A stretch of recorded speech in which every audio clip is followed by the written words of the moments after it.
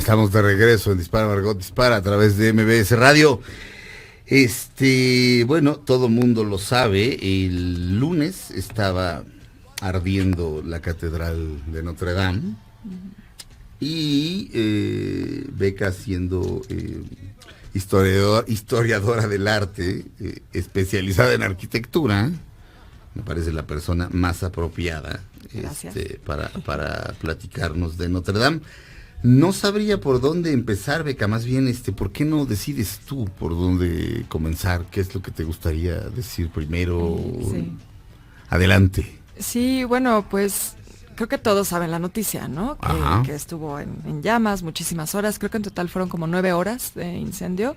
Y a veces siento que hay personas que no entendían por qué era un tema noticioso, o quizás por qué la gente estaba tan conmocionada, ¿no? Uh-huh. Pero pues es que hay que entender la importancia de Notre Dame, no solo para Francia o no solo para París, ¿no? Ya se hablaba de que es el corazón de París, es el corazón tanto culturalmente, religiosamente, como también físicamente, o sea, está en el centro de París, ¿no? Y y no solo es una pérdida en ese sentido para Francia y para París, o pudo haber sido una pérdida, sino justo para la historia del arte, ¿no? Notre Dame es un ejemplo emblemático del gótico, de la arquitectura gótica, y estamos hablando entonces de una construcción de lo que llamamos la Alta Edad Media, o sea, los finales de la Edad Media, y pues es de esas obras paradigmáticas que nos hablan de la arquitectura gótica y de ese periodo. Uh-huh.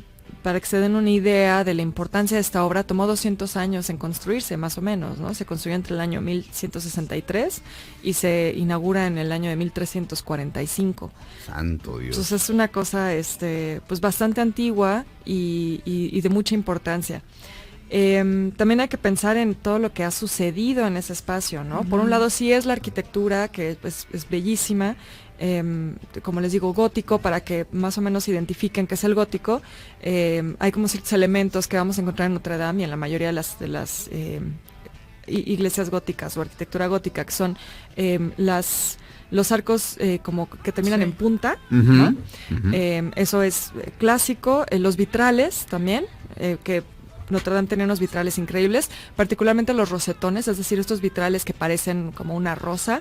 Uh-huh. La altura es una de las innovaciones también de las iglesias góticas. Antes las iglesias eran un poquito más a escala humana, uh-huh, y Notre Dame es altísima porque empieza en el gótico esta idea de alcanzar el cielo, uh-huh, con la arquitectura, que en realidad es algo bastante antiguo. Eso desde Mesopotamia, desde los zigurats, hay esta idea de que construyes en alto, como también las pirámides aquí, para llegar al cielo. Para estar cercano, uh-huh, al cielo.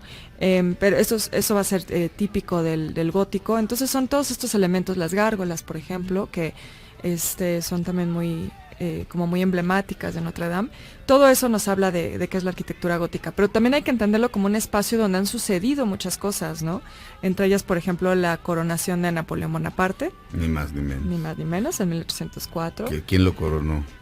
Ay, no me acuerdo. Él mismo. Sí, pero estaba un papa, bueno, pero no recuerdo el nombre del papa en este momento. Sí, pero le dije, usted es el papa Natas y me corono yo solo. Sí, ¿cómo la ven? Sí. No necesito de nada. ¿Cómo le caigo? Ajá. Sí, entonces está eso. También en algún momento ya se había dañado, se había quemado un poco durante la Comuna de París en 1871. Uh-huh. Por ahí también Antonio Saborit me dio este dato que un poco antes, en 1870, hubo una invasión prusiana de París, uh-huh, hubo una guerra entre los franceses y los prusianos, y parece que ahí también se quemó o se dañó. Uh-huh. La Revolución Francesa también pasó por ahí. Si se acuerdan de esta imagen que se replicó mucho en medios de la aguja, sí, ¿no? Como pináculo que tenía la iglesia que se derrumbó con el incendio. Uh-huh. Bueno, ese no era de la Edad Media, ese se puso en una remodelación que hizo el arquitecto Eugène Viollet-le-Duc en 1845. Pero la original la desmantelaron en la Revolución Francesa. Entonces, bueno, es un espacio que ha pasado por un montón de cosas, ¿no? Sobrevivió a la Primera Guerra Mundial, sobrevivió a la Segunda Guerra Mundial. Bueno, ni siquiera Hitler autorizaba el bombardeo de lugares históricos, ni siquiera Hitler. No. O sea, Hitler Digo, no voy a decir que tenía la decencia de nada, pero estaba prohibido bombardear algo como Notre Dame. Sí, y en general, fíjate que en esas guerras había una idea de que las iglesias eran espacios sagrados, porque incluso si tú te metías a una iglesia ya no podían perseguirte. Ah, claro, Lo que se conoce como santuario. Sí. Pides santuario, Sí, ¿no? sí, tú ya, o sea, si ya entraste ya te tienen que dejar en paz, ¿no? Pero, pues ahí sí tengo que decir, los ingleses no fueron igual de benévolos, ¿no? Porque, por ejemplo, la iglesia de Colonia, la bombardearon, pero brutalmente. Pero está en Alemania, que se joda. Sí, no es cierto. Rotterdam también fue muy bombardeado. Entonces, perdón. Ajá. Entonces, pues sí, digamos, bueno, esos ejemplos, por ejemplo, como el de Colonia, justo nos hablan de que esto se puede reconstruir, ¿no? La de Colonia se ha reconstruido, o sea, si tú la ves hoy, no pensarías que fue bombardeada. La de Reims también, la iglesia de Reims, fue bombardeada en la Primera Guerra Mundial y también se pudo reconstruir. Entonces, con esos ejemplos vemos que lo sucedido en París tiene una cierta solución, ¿no? Se puede reconstruir. Vaya, no es... digo, por supuesto que debe ser dramático ver que se está quemando Notre Dame, por supuesto. Y bueno, ver a la gente rezando ahí, sí. Era una cosa muy impresionante, sí. pero como dijiste, podía estar peor. Es decir, cuando Macron dice, en 5 años la reconstruimos, ¿está diciendo algo realista? ¿Está siendo realista? Fíjate que ya viendo en las horas después del incendio, que ya empezaron a hacer un recorrido y empezaron ya a tomar video y foto de los daños, no estuvo tan mal, ¿no? Bueno, entre comillas. Claro. Porque muchos dicen, no, bueno, solo se quemó el techo. Bueno, ese techo que dicen solo se quemó, ese sí era de la Edad Media, porque como les decía, Notre Dame tuvo una remodelación de 20 años que inició en 1845. Entonces había muchas cosas que eran, pues no es que no sean tan históricas, son más recientes, no por eso dejan de ser importantes, ¿no? Pero el techo sí era medieval, el techo... se dataron esos árboles alrededor del siglo IX. Okay. Ajá. ¿No? Y ese techo era pues muy interesante porque justo nos hablaba de cómo era el sistema constructivo de la Edad Media. Era de los pocos ejemplos, de los únicos realmente que habían sobrevivido hasta nuestros días de ese sistema constructivo. Claro que fue lo primero en quemarse porque era de madera, ¿no? Pero por ahí me decían que también estas vigas de madera tenían grafitis medievales. Entonces eso también es bonito, ¿no? Pensar que también tenía ahí como la huella de alguien que pasó por ese árbol o pasó por esa viga antes de que la montaran en Notre Dame. Eso sí se perdió. Se hablaba en un principio de que se había perdido el órgano, que tampoco es poca cosa. Es un órgano del siglo XIX, pero era es el más grande de Francia.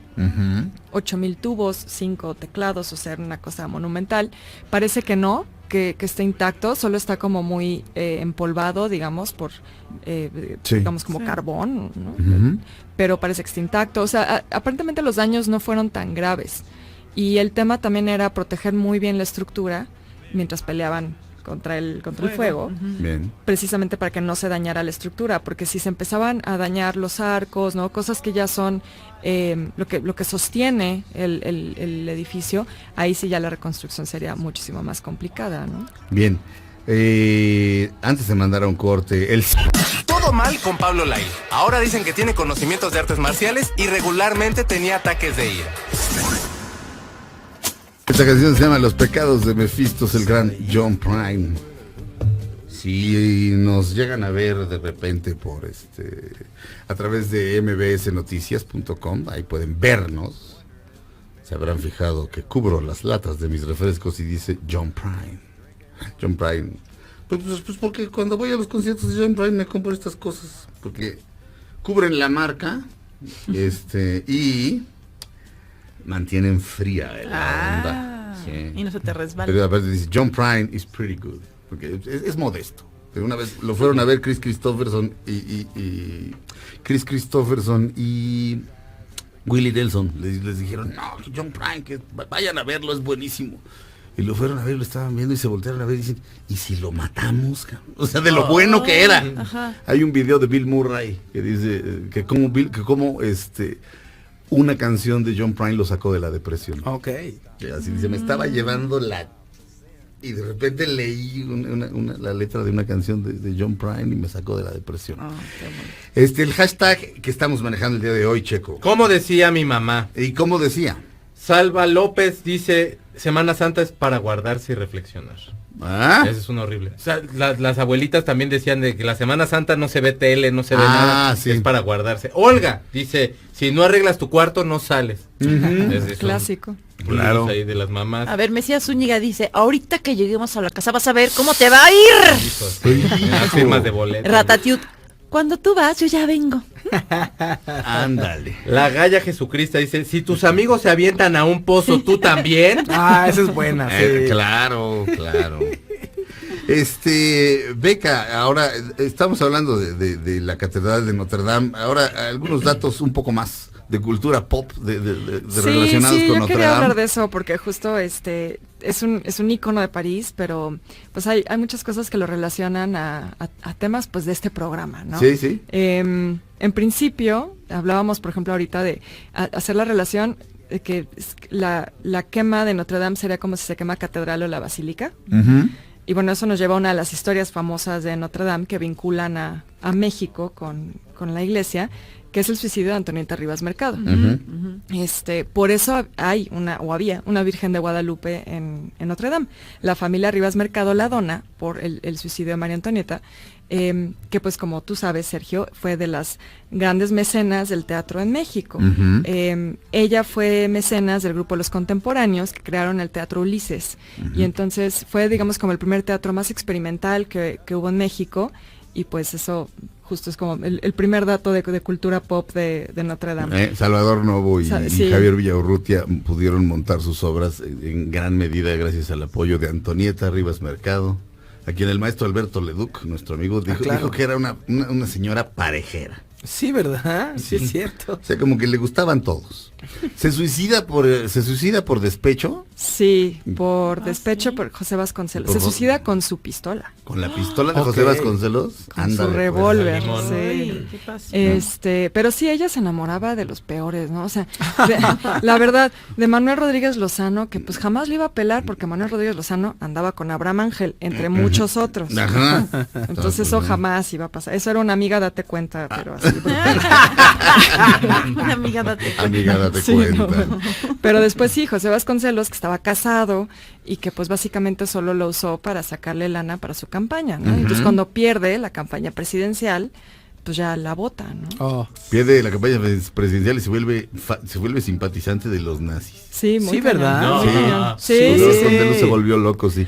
Sí, ¿Qué más? ¿Qué más? Algunos datos también, bueno, obviamente Víctor Hugo, ¿no? Y la novela de Nuestra Señora de París, de donde deviene después la película del Jorobado de Notre Dame, que pues la que conocemos, la animada, no fue la primera, ya hubo una en 1939, Ujú. y luego otra en 1956, todas ambientadas en torno a la Catedral de Notre Dame, pero también muchas películas pues ya clásicas del cine.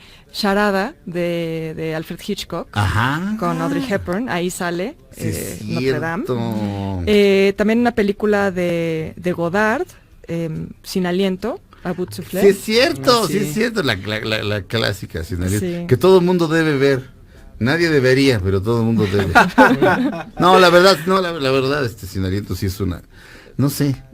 Quentin Tarantino decía que prefería la versión gringa con Richard Gere y yo también. Pero en fin, pero no, bueno, sí, sin aliento. Creo que eso es como una herejía, ¿eh? Un poco sí, pero... Obviamente Ratatouille. Ajá. Vemos Notre Dame en Ratatouille. Ajá. Otros churros como Van Helsing, también por ahí aparece Notre Dame. Sí, Sí, es sí, cierto. Churro. Sí, un churro. Hombre Lobo Americano en París. Ay, esa qué buena es. Sí. Ahí es también cierto. aparece Notre Dame. Pero esa sí es buenera. Sí, esa sí es buena, esa sí es buena. Sí. Entonces, pues sí, y bueno, obviamente en Amélie aparece también. Pues sí, es que, bueno, justo hay que mencionar, normalmente pensamos en París y pensamos en la Torre Eiffel, ¿no? Pero la razón por la que aparece Notre Dame en todas estas películas es porque realmente es probablemente el icono más importante de París, ¿no? Sí. Lo vemos nada más en el número de visitantes, que es algo en lo que yo he querido hacer mucho hincapié, cómo esto puede afectar la economía local de París y el turismo cultural de París. Claro. Notre Dame recibía 13 millones de visitantes al año. 13 millones 13 de millones. visitas. Ajá. La Torre Eiffel 6.9 millones, o sea, casi 7 millones. De hecho, en el tour, bueno, yo fui en un tour y lo primero que visitamos fue la catedral. Lo Sí, primeritito. sí. Después ya ibas a la Torre Eiffel, pero lo primerito era la... Sí, ahí. es lo que recibe más, 30,000 visitantes al día, más o menos. Sí. Entonces, pues por eso Notre Dame aparece como también un icono en todas las Claro. películas, ¿no? Claro. Siempre lo vamos a ver al fondo en las películas que tratan sobre París. Medianoche en París, también ahí aparece Notre Dame. Por supuesto. Por supuesto. No. Nada más, de la película de 1936, el jorobado es ni más ni menos que Charles Lawton. Si no lo conocen, es una muy buena oportunidad para conocer a ese gran actor. Charles Lawton, y la de... Que por cierto, Charles Lawton solo dirigió una película, pero eso... Hay una cosa en Gandhi.com en la que se pueden meter y soy yo comprando libros en Gandhi y diciendo por qué los compré y películas y por qué los compré. Ahí hablo de la única película que dirigió Charles Lawton, que es una obra maestra, pero es un gran actor. Y la del 56 es Anthony Quinn. Y Esmeralda es Gina Lollobrigida. Fíjate. Vamos a un corte, regresamos a Dispara Margot Dispara ahora sí con Jimena. Gracias, Beca. Gracias Vamos a a un ustedes. corte, regresamos.